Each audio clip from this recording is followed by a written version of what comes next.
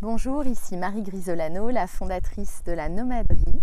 Je vous retrouve pour ce 7e jour du défi 30 jours pour dézinguer 30 mythes sur le travail à distance.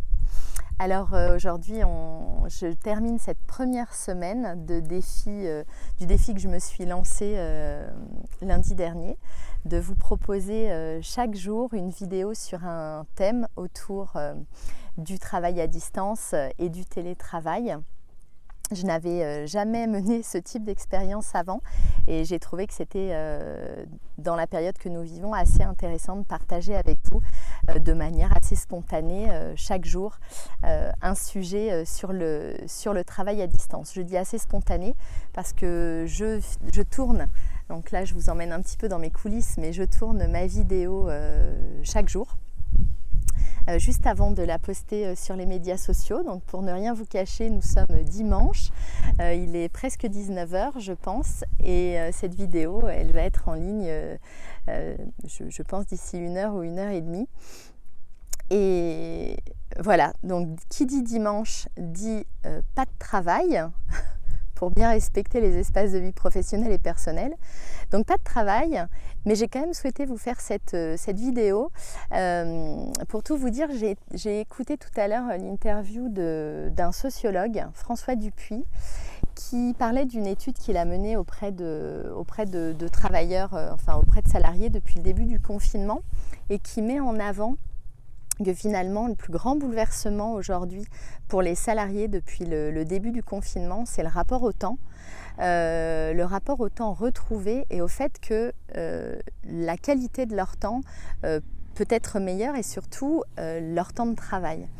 Alors ce nouveau rapport au temps qu'ils établissent en cette période de confinement, il vient modifier de manière plus ou moins profonde la manière dont ils travaillaient avant. Pour certains, c'est la mise en lumière encore plus impressionnante, j'ai envie de dire, du temps perdu en réunion ou du temps perdu dans les transports.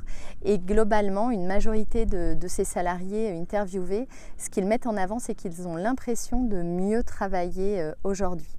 Alors si je vous parle de cette interview, c'est qu'elle est venue effectivement, elle est venue m'interroger sur aujourd'hui, on se retrouve face à une expérience utilisateur massive du télétravail.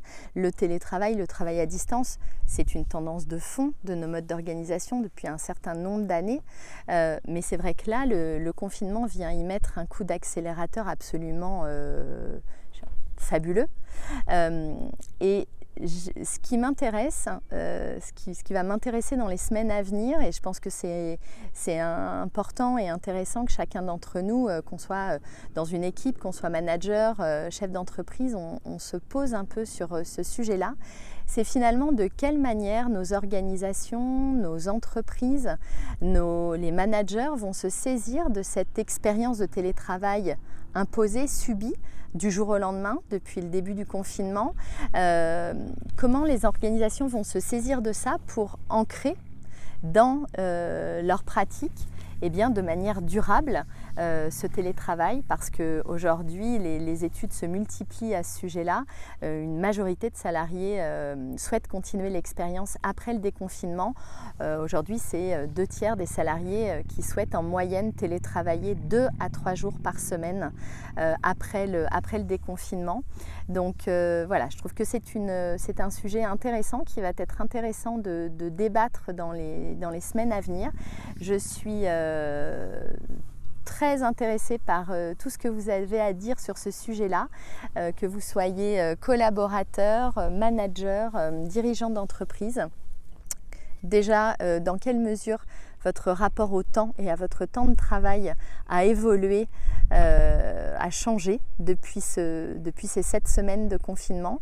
Et puis, est-ce que vous avez déjà imaginé comment ancrer ces pratiques qui s'avèrent positives, efficaces, et avec des salariés qui ont cette sensation, qui n'est pas qu'une sensation, de mieux travailler?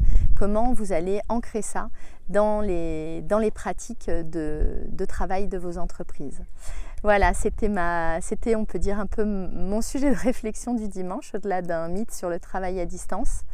Si vous voulez voir ou revoir la totalité des vidéos depuis le début de ce défi, vous pouvez les retrouver sur ma chaîne YouTube, bien évidemment. N'hésitez pas à aller faire un tour sur mon site, lanomaderie.com, pour télécharger le guide des 8 fondamentaux pour manager une équipe à distance. Je vous souhaite une très belle soirée. Je vous dis à demain pour débuter une deuxième semaine. Ciao!